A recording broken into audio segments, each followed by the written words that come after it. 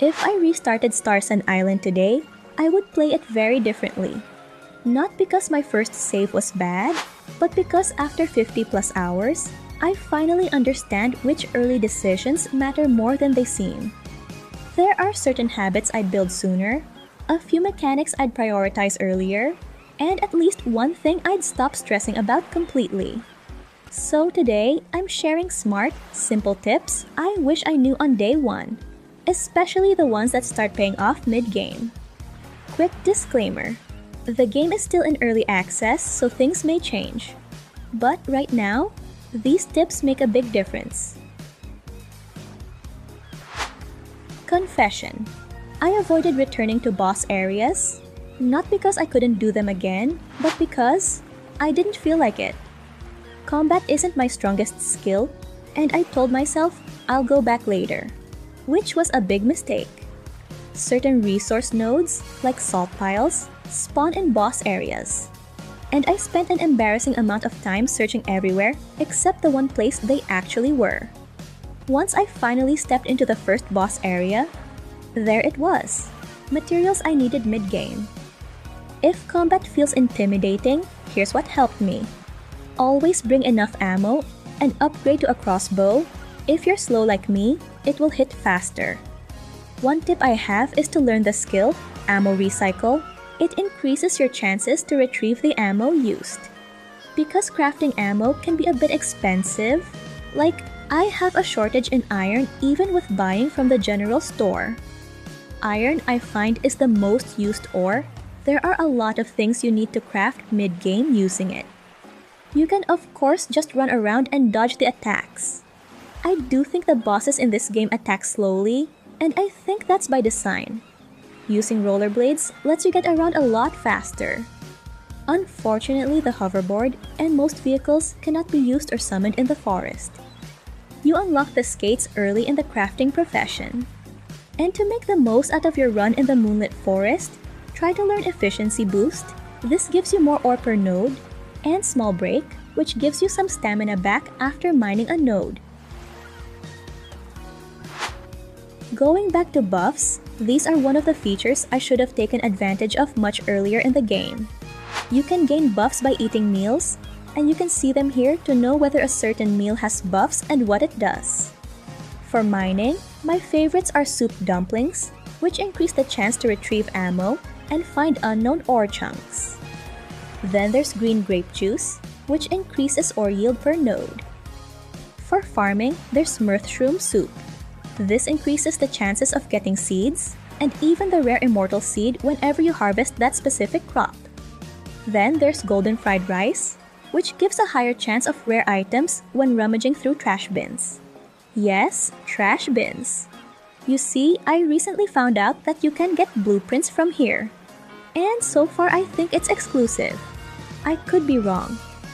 The furniture isn't the most elegant, but if you're trying to collect blueprints for the stamp collection, don't sleep on trash. In the Island Life quest progression, one of the things we can do is to build the Starsand stations. And I cannot stress it enough to do it early. At least at the locations that are quite far from your home. It not only teleports you to the area, but time does not move while you use it, and it's for a fraction of a cost. You're essentially bending the day in your favor. You can easily keep seeing the pandas. And, just in case you're not aware, you can feed the panda fresh bamboo shoots, and it will lead you to a treasure chest. You can also get those free stamina drinks at the port, just because you're near. Layer your errands. Mid-game is less about working harder, and more about stacking efficiency. Near the end of the crafting profession license quests, you'll be able to unlock a robot terminal that will help you assign automated robots in mining, logging, and gathering. And I was pretty skeptical at first on how useful they can get, like how many items can they really get you? Turns out, a lot. And suddenly I wasn't spending half my week chopping bushes for fiber and trees for wood. You need so much of it, even at mid-game. There's just a lot of crafts and processed goods that need these. I kept going back to Moonlit Forest for these because a lot of bushes are cluttered there, And it's way easier if you have an axe that clears out a wider area. And when I had stable funds, buying materials in the general store was another fast alternative. And when the robots were unlocked, this is now a thing of the past, with the exception of rarer materials. But this is what you can do while waiting to unlock the robots. In line with automation, one of the things that I should have considered doing early is automating my ranch. As you go through the levels of your ranching profession, you'll find yourself with a lot of animals to take care of, and it will eat up a lot of your time. There was one point that it definitely overwhelmed me.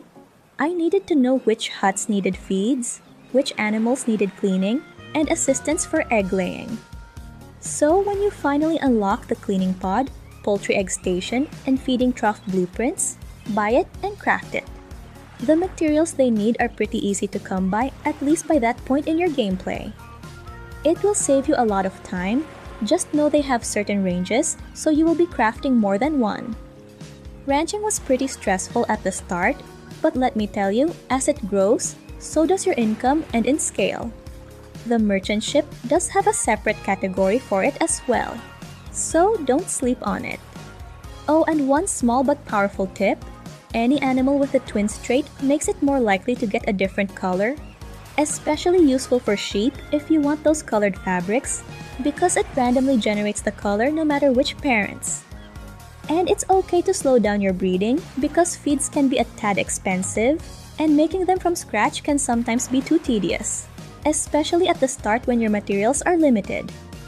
For me, it was eggs. Female chickens and ducks can be surprisingly hard to get. If you're finding this helpful, or if even one of these tips saves you a few in-game hours, consider subscribing. I make cozy, low-stress guides like this so you can enjoy the game without feeling overwhelmed. Now, let's talk about something slightly controversial.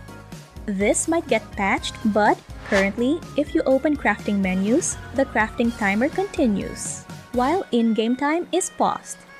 Same with stamina regeneration while sitting. You can open your phone or the menu, wait, and your stamina keeps recovering.